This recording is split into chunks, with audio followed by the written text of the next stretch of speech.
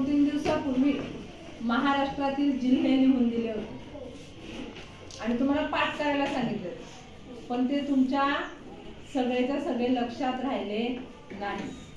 मग ते लक्षात ठेवण्यासाठी आपण एक सोपी युक्ती करणार आहोत। मग काय आहे ती युक्ती?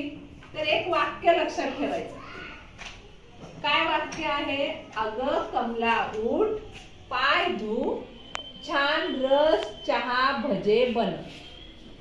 अगं कमला उठ, पाय धु, छान रस चहा भजे बनव। मग आता याच्यावरून महाराष्ट्रातील जिल्हे कसे बनतात?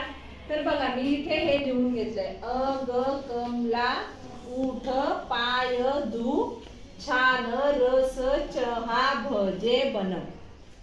मग आता अ वरून अकोला, अमरावती, अहिल्यानगर। ग वरून गडचिरोली, गोंदिया। क वरून कोल्हापूर। म ने मुंबई शहर। ला वरून लातूर। उ वरून मुंबई उपनगर। माझं तुम्ही म्हणा मॅडम इथे तर म आहे, पण हा उचा उपनगर घेतला।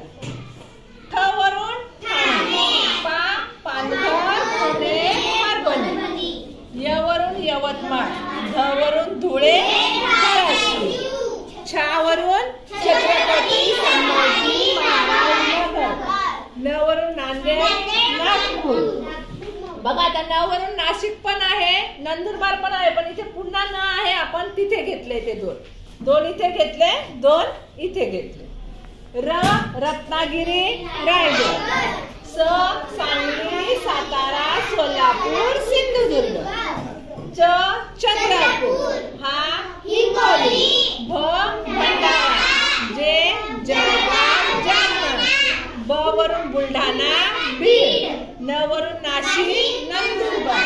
व वरून वाशिम, वर्धा। मग आता काय लक्षात ठेवायचं?